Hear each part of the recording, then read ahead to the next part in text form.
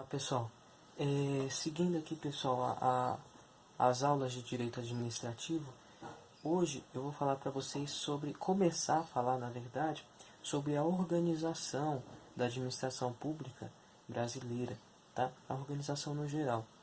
Eu vou tentar usar o quadro, eu tenho pouco espaço aqui, mas eu vou tentar usar a pedido do canal Acerte Aqui, tá? Para concurso. Ele tem também uma página no Facebook, eu respondo lá umas perguntas que ele coloca. É bem legal, aconselho a vocês, quem quiser ver lá. Provavelmente, não sei se ele vai assistir, se ele assistir ele vai comentar, eu acho. Tá? Mas aí, ó, um salve para você pediu. Então agora a gente vai falar um pouco sobre organização, tá? Da administração pública brasileira. Primeira coisa básica que a gente tem que saber, tá? Existe no Brasil a administração direta e a administração indireta. Então vamos colocar aqui para iniciar. Vai ficar meio ruim. Vou seguir para trás. Vocês olhem só o quadro. Tá? Administração direta.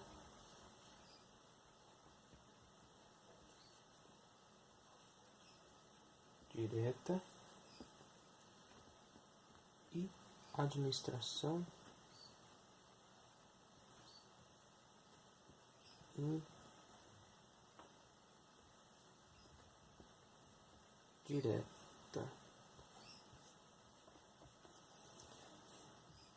Administração direta e indireta.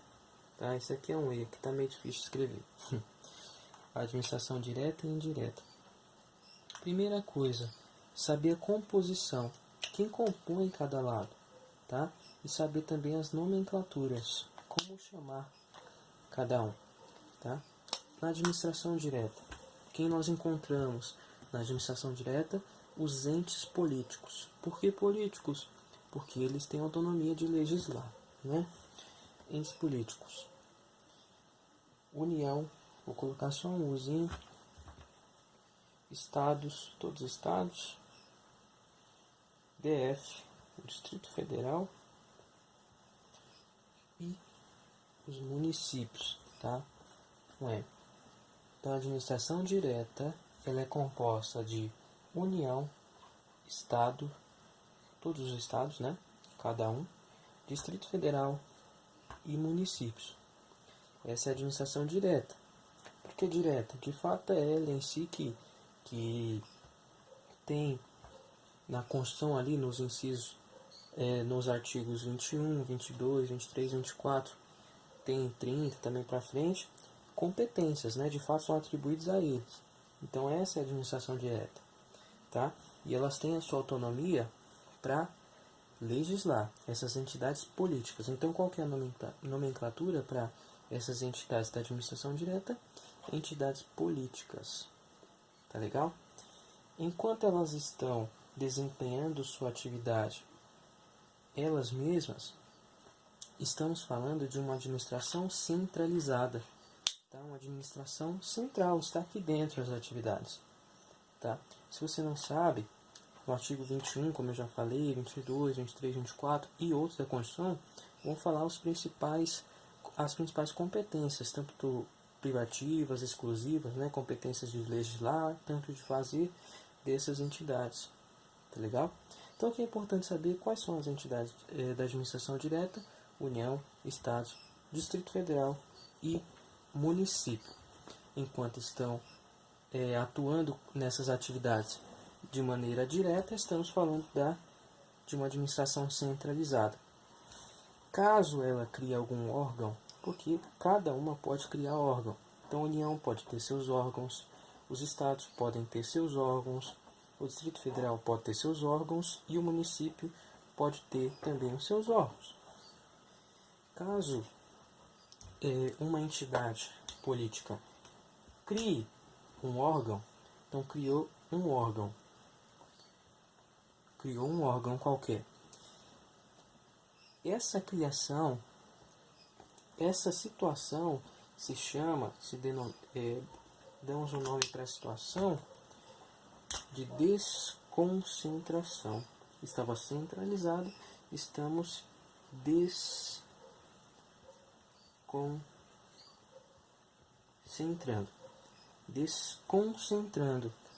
Por que eu estou colocando esse risquinho abaixo do O? Pessoal, esse risquinho abaixo do O é justamente para você lembrar de órgão. Criação de órgão é desconcentração. Quando a administração direta, uma entidade política cria um órgão, estamos diante da desconcentração. Tá legal?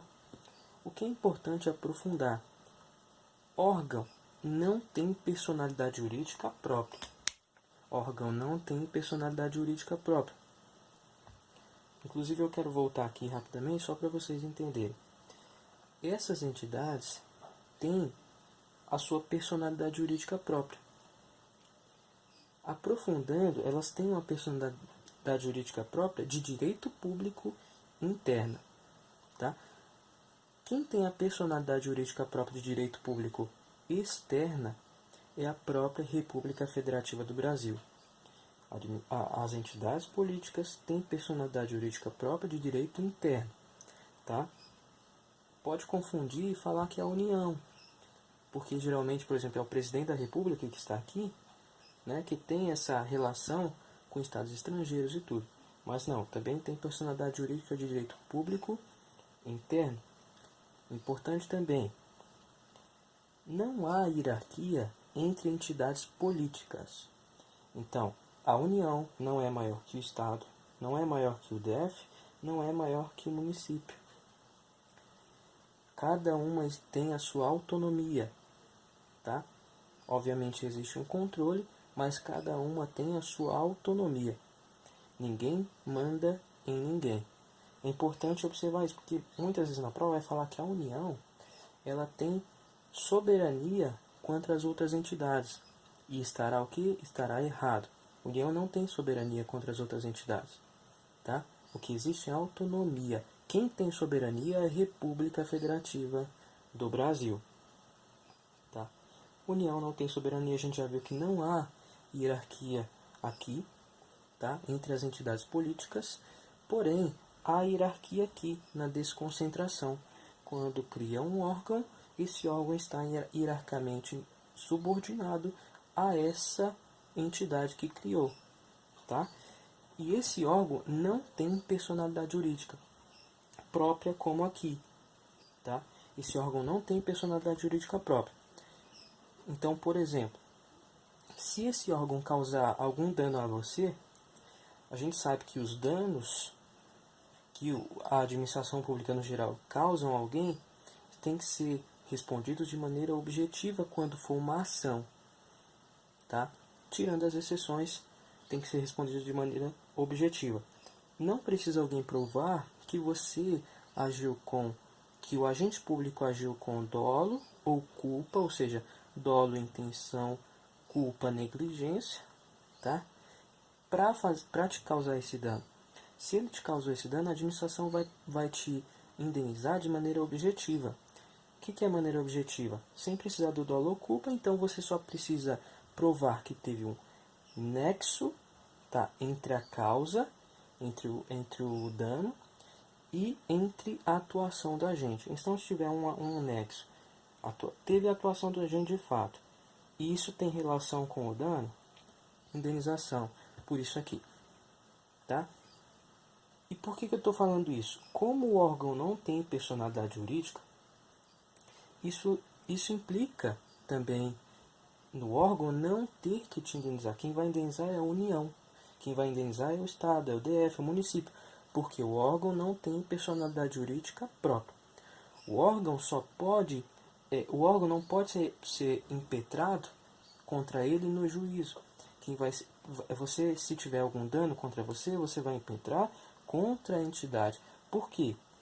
Aqui temos ainda uma personalidade jurídica só. Não é criada uma nova personalidade. Ela faz parte da personalidade jurídica da entidade. É a entidade que tem personalidade jurídica. Então nunca você vai entrar na justiça contra um órgão. Você vai entrar, se esse órgão é da União, você vai entrar contra a União. Se esse órgão é do Estado, você vai entrar contra o Estado. Tá legal? E é o Estado que vai te indenizar. Então é muito importante ter esse entendimento. Então, não é só nomenclatura, isso aqui se aplica no caso real. Se ele não tem personalidade jurídica, você não vai poder entrar contra ele. Tá legal? Então o que é importante? Aqui personalidade jurídica, aqui não tem, e aqui há subordinação, mas entre os entes aqui não há subordinação, há autonomia. Aqui há porque foi o próprio ente que criou. Tá legal? E ele não tem personalidade jurídica. Aqui há desconcentração. Ó, você lembra de órgão. Mas não existe só a desconcentração. Existe também a criação de uma outra entidade agora com personalidade jurídica. Tá? Aí nós temos a administração pública indireta. Tá? Quem temos aqui na indireta? Temos as autarquias, fundações públicas, temos as empresas públicas e temos a sociedade de economia mista. Depois eu vou aprofundar com vocês o que é cada um, qual que é a personalidade jurídica de cada um, mais aprofundado. Mas o que é importante saber agora? Aqui sim é uma personalidade jurídica. E nessa criação nós chamamos de descentralização. Aqui é desconcentração, ó, você vai lembrar de órgão. Aqui nós temos a descentralização.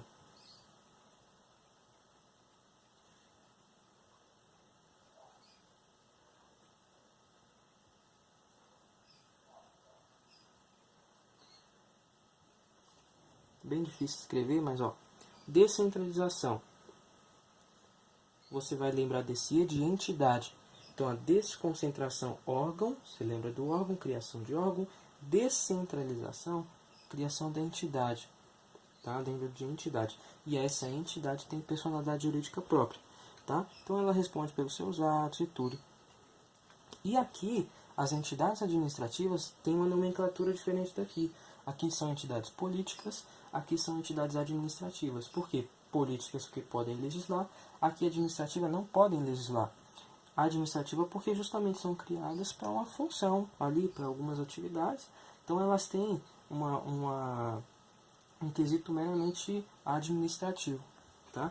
Por isso, as entidades da administração indireta são chamadas de entidades administrativas. Quando eu me refiro à entidade pública aqui, política aqui, entidade administrativa aqui, e quando eu quero falar dos dois de uma maneira geral, eu falo entidades públicas, tá? Entidades públicas, tá? Porque tudo isso aqui é administração direta e indireta. Há ainda uma nomenclatura para essas duas, que a gente chama de empresas estatais, tá? Quando eu quero falar de todos, eu posso falar também entidades estatais. Se eu quero falar desses dois aqui, empresa pública e sociedade de economia mista, empresas estatais. Mas eu vou aprofundar. O que é importante agora? Você saber quem é administração direta, quem é administração indireta. Saber que a administração direta pode criar órgãos, e esses órgãos estão hierarquicamente subordinados, tá? Agora, importante, quando ela cria uma entidade da administração indireta, não há hierarquia. Então, não há hierarquia, questão de prova. Não há hierarquia na descentralização. Verdade. Ué, então não há hierarquia, então não tem subordinação, eles não devem prestar contas, nada? É o seguinte, não há hierarquia, mas há controle, tá? Como que a gente chama esse controle? Tutela. Tutela é o quê? Controle. Também é chamado esse controle de tutela finalística. Controle finalístico. Por quê? A entidade só vai fiscalizar realmente para ver se ele está atingindo ou não a finalidade. Tá legal? Essa descentralização, quando a entidade política passa aqui a titularidade e execução, importante, a passada aqui é tanto da titularidade como a execução da atividade.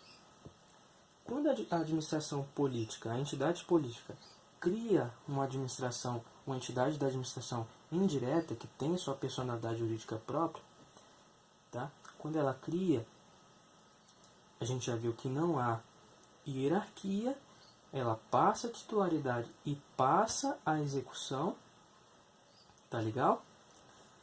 Mas é o seguinte, quando ela cria essa descentralização, é chamada de descentralização por outorga, tá? A gente vai ver que há descentralização por delegação e descentralização por outorga, tá?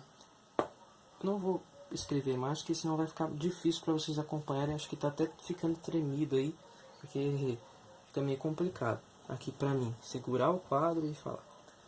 Mas é o seguinte, descentralização quando é criada uma entidade da administração indireta, descentralização por outorga, tá? Essa descentralização por outorga também é chamada de descentralização por serviços. Vai anotando, descentralização por serviço. A descentralização por outorga, criação de entidade da administração indireta, também é chamada de descentralização por serviço, certo? Há outro tipo de descentralização, porque a administração não vai criar só a entidade pública. Não é só a administração diretamente que está atuando. Ela também pode passar a sua atividade para, por exemplo, uma empresa, tá? Para a sua empresa, para um permissionário, pode passar essa atividade. Então há outro tipo de descentralização, tá? A descentralização por delegação. A descentralização por delegação, tá ficando complicado de ler, né? Descentralização por delegação.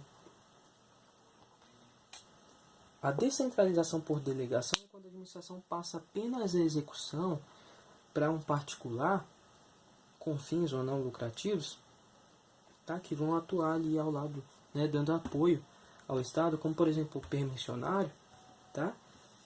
E aqui a gente chama de descentralização não por serviço, por colaboração, porque justamente não é papel dele fazer aquela atividade pública, mas ele está colaborando. Então a gente chama de descentralização por delegação ou descentralização por colaboração. Tá. Aqui é só um bônus. O que é importante agora, descentralização por outorga, criação de entidade da administração indireta. A administração indireta é composta por autarquia, fundação pública, empresa pública, sociedade de economia mista. A administração direta é por União, Estado, Distrito Federal e município. Esses aqui podem tanto desconcentrar suas atividades quanto descentralizar. Desconcentrar criando órgãos, descentralizar criando entidades. Essas entidades não estão hierarquicamente subordinadas à entidade política, mas os órgãos estão. Aqui, mesmo não estando hierarquicamente, há um controle, que é chamado de controle finalístico, tá? Ou tutela finalística, porque aqui apenas controla aqui com a finalidade de ver se está ou não cumprindo a atividade a qual foi delegada, tá? Mais um bônus. Aqui eu encerro, tá? A parte principal é a introdução, mas mais um bônus que é importante aqui.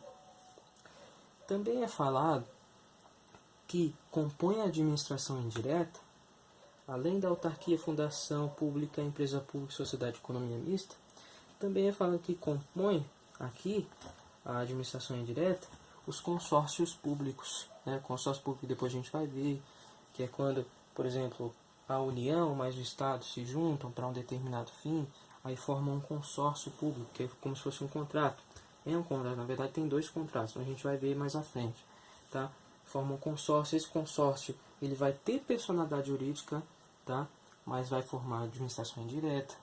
Também é falado que compõe a administração indireta, por exemplo, uma entidade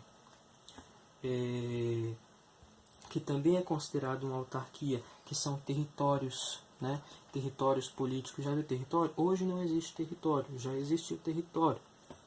Mas uma autarquia política, que é chamada de território, se cair na prova que ela faz parte da administração indireta, faz parte, não é uma entidade política, um território. Tá? Território mesmo que você vê no direito constitucional, que se tiver um território, aí ele vai poder ter 4 deputados ali no Congresso Nacional representando e tudo, tá? Mas beleza, o que você tem que saber isso é hoje. Administração direta e indireta, quem compõe cada um, tá? União, Estado e Distrito Federal, tal. E aqui também, saber que pode desconcentrar e descentralizar. É isso por hoje, tá? Na próxima aula eu vou aprofundar bastante, falando de cada um, falando qual que é realmente a personalidade jurídica de cada um aqui, porque aqui a gente já sabe, direito público interno, tá legal? Então é isso, pessoal. Obrigado.